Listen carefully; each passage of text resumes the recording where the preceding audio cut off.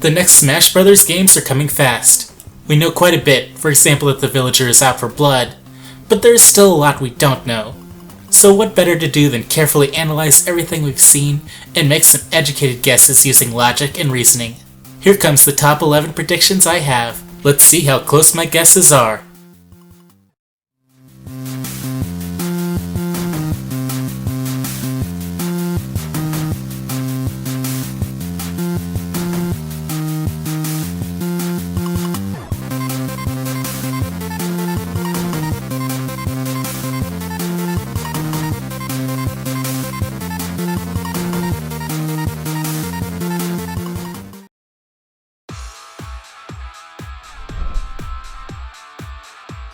When you consider the inclusion of Final Destination reskins, the focus on balancing characters so much, move customization, and trying to distance the game from Brawl, which was very unpopular especially amongst tournament players, he even seems pretty determined to remove many chance and luck-based elements, as seen in a Pikmin pattern or DDD's minion throwing move, and shying away from vertically scrolling multiplayer stages.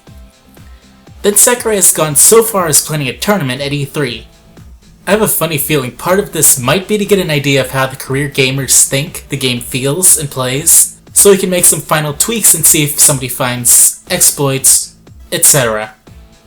This would actually be a pretty smart move given that they will be the ones to play it the most, and even the more casual players still prefer the characters to be balanced. In addition, Nintendo hasn't taken kindly to all the Brawl mods, so perhaps this would prevent the tournament scene from building tons of mods.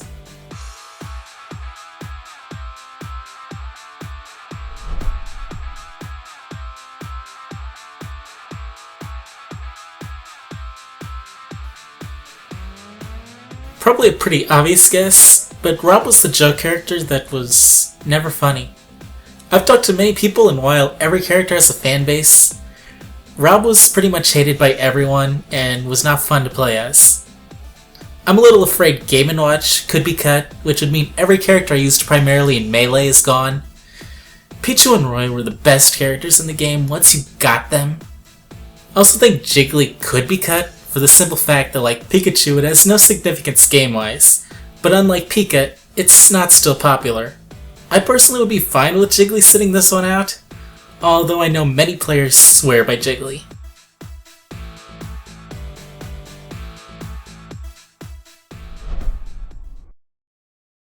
These figure into All-Star mode. In the Direct, Sakurai mentioned the assist trophies have a connection to All-Star mode. Nobody's been paying attention to this. What does this even mean? Are we fighting assist trophies instead? No, it couldn't be, there are too many problems with that. The only thing I can think of is that completing All-Star mode unlocks either the trophy for them rather than unlocking a duplicate of the playable character, which I'd say is an improvement, or perhaps completing All-Star mode with a character adds their assist trophy or Pokemon to the mix. Probably the former, because I could see it irritating some to have 50 summons locked away. By the way, I think All-Star mode should be going away. It was too long in Brawl. Maybe they'll make each opponent easier to compensate. Anyway, if this theory is right, here are some likely character links. Pikachu, Mew, Charizard, Arceus, Lucario, Darkrai or Palkia, Greninja, Xerneas. I believe the Master Ball Pokemon would be the easiest to link. Anyway, continuing on. Mario, Chomp, Elecman, Mega Man, Trainer, Bulldog, Samus, Dark Samus, Zero Suit, Metroid, and an unknown character potentially linked with Mother Brain. There is no reason to think a franchise couldn't have additional assist trophies outside of the number of playable characters, though.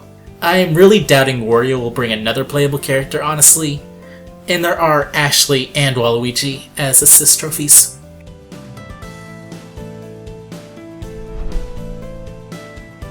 I'm betting on DLC of some kind, most likely additional music at least, potentially additional alternate costumes, stages, or characters. However, these latter two could create problems online depending on how online functions.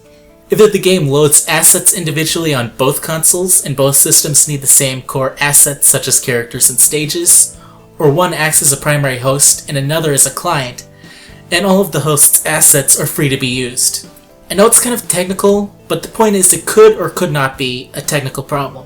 The former system is usually smoother, but Nintendo would have motivation to push the latter online connection style and suggest a wired connection. Seeing somebody rocking KK Slider, Mach Rider, or Professor Hector online would essentially demo the character and motivate others to purchase, unless they thought Professor Hector looked dumb. Then you might see her get her Mach Rider reboot finally. There are probably going to be a lot of people saying, Sakurai said he's never going to put in DLC. However, he didn't actually say that. He said he liked DLC and the idea, but that he didn't have time to think about it himself. Which amounts to, maybe, but there are no hard plans yet. We'll decide later. Then, Nintendo's company is big on getting into the DLC game, and I don't think they will let Sakurai get by with not putting in any DLC. So even if Sakurai said never, I don't think he'd be able to stand by his words with how Nintendo was gunning for DLC. And Nintendo's actually doing an incredible job with the DLC, and it's all fair and balanced. So I'm not worried it would ruin the game or be like $5 a stage or song.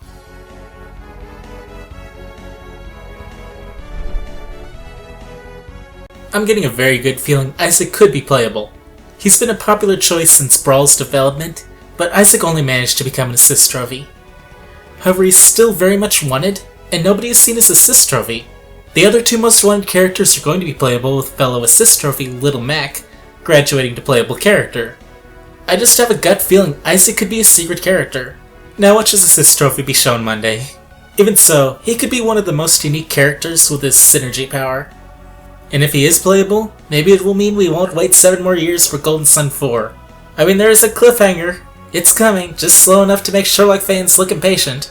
You know, it's been 3 years, where is it, versus, it's been 3 days, when are we getting more Cucumber Batch?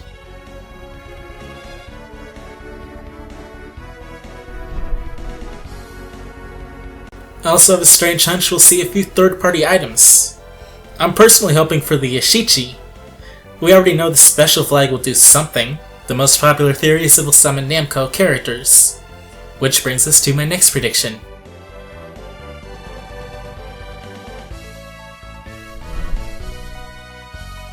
Sakurai said he isn't giving preference to Namco for a guest character, which seems damning, but knowing Sakurai though, he could be playing his sociopath mind games again. Pretty much rule of thumb, Sakurai lies. Expect every word he says is a lie. However, this seems to make sense. Who does Namco have? Pac-Man? What could Pac-Man do? Eat people?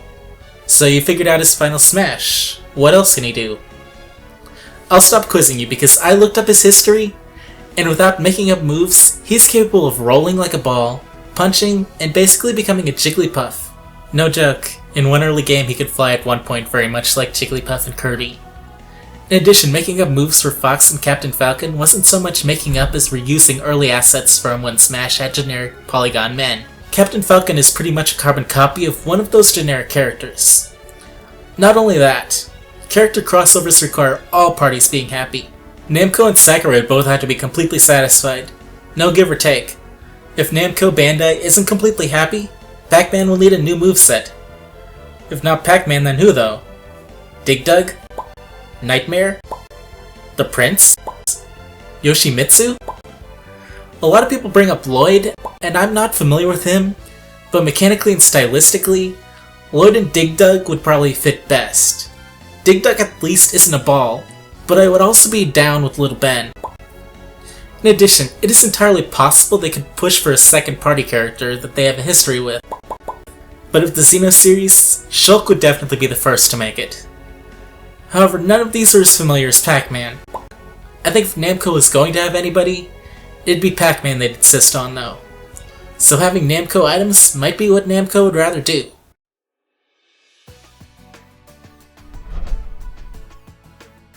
However, Namco might also be happy having some stages. Perhaps we'll see a Pac-Man stage even if Pac-Man doesn't make it past the beta. This and having Namco summons probably would fit their characters best.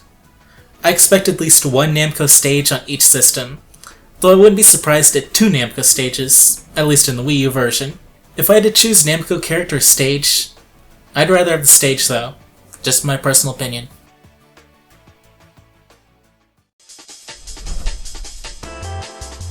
If not Pac-Man, then who else could guest star?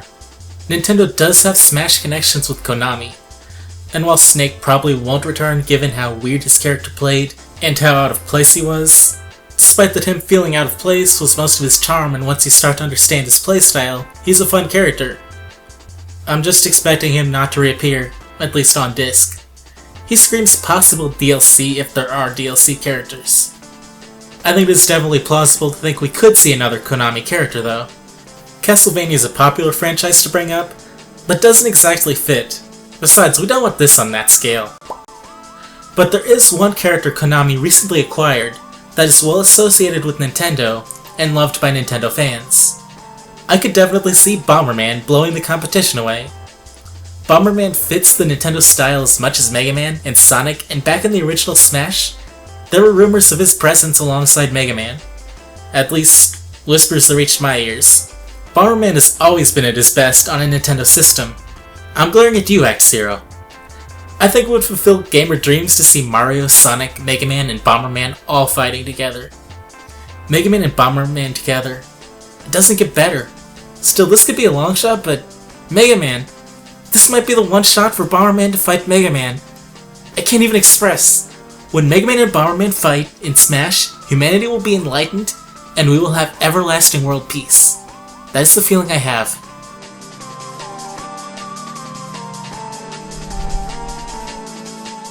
I'm also predicting most characters will have at least one additional costume. In the past, Wario, Peach, Captain Falcon, and the Pokemon stand out as having different costumes, with the Pokemon having different costumes rather than different colors. However, the Trainer and Little Mac have both been shown to have an alternate costume, and it was an easy bet the Villager would also have one, as revealed Friday. However, this is an opportunity for Sakurai to make the game feel like it has more characters and make things feel more diverse, which he's doing by reskinning Final Destination.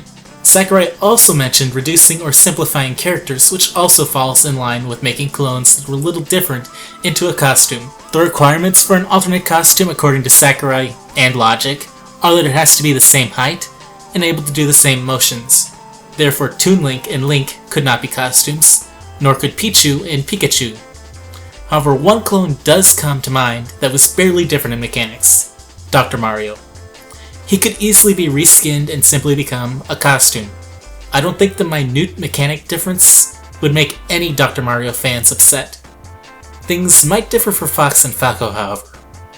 Given a number of mechanical and visual differences, with the new move customization, that could bode poorly for Falco and Wolf being unique characters, though. And since fans might be upset they were reduced to costumes, it could bode very poorly for them existing at all.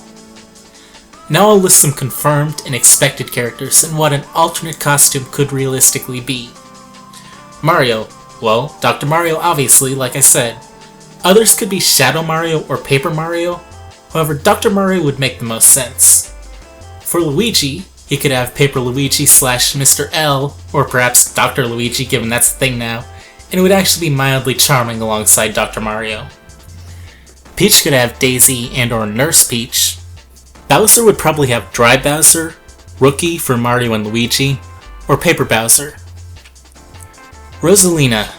Rosalina does have a biking suit, but then again, I have this weird feeling Starfy could be connected to her, whether a rare Luma summon or potentially an alt costume. That image of Starfy and the Luma seems suspicious to me. I have no familiarity with Starfy though, so I have no idea if there is a plausible Rosalina equivalent. But Starfy is very popular in Japan.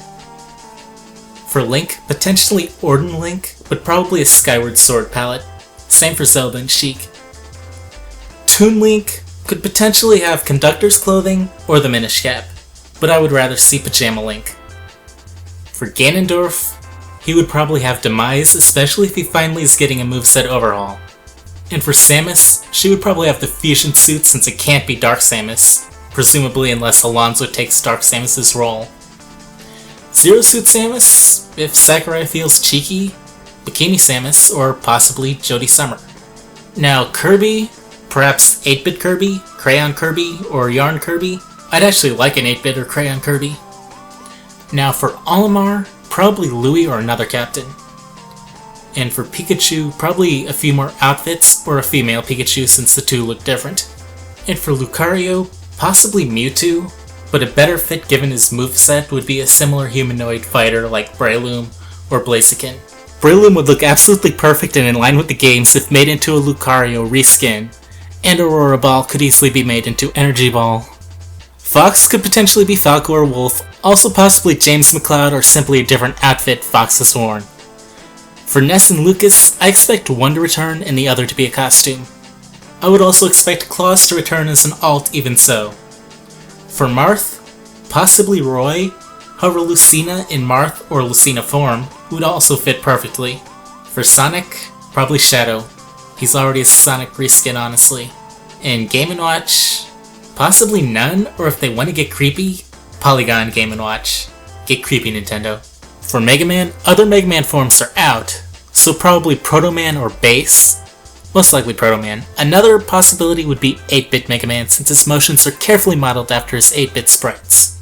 I'm not omitting others because of lack of ideas, except Grey Ninja, who honestly could just have clothes like other Pokemon. I don't want to get hung up here forever given so many characters could have 8-bit novelty forms that would rock, or just many random costumes from their history. Wireframe Mac proves exactly how widespread they can look for costumes.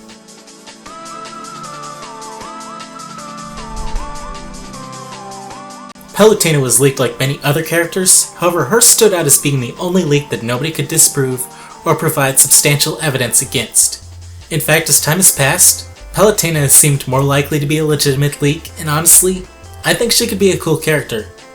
How is she seeming more likely? Well, there is a Palutena themed stage, which could simply be for Pit, but when you think about it, it is a good selection for both Pit and Palutena. In addition, Palutena has been removed from Pit's final smash, now the Kid Icarus and Palutena are actually popular again. In addition, this was the only leak Sakurai referenced. Palutena seems extremely likely at this point, so I'd expect her to be a new character.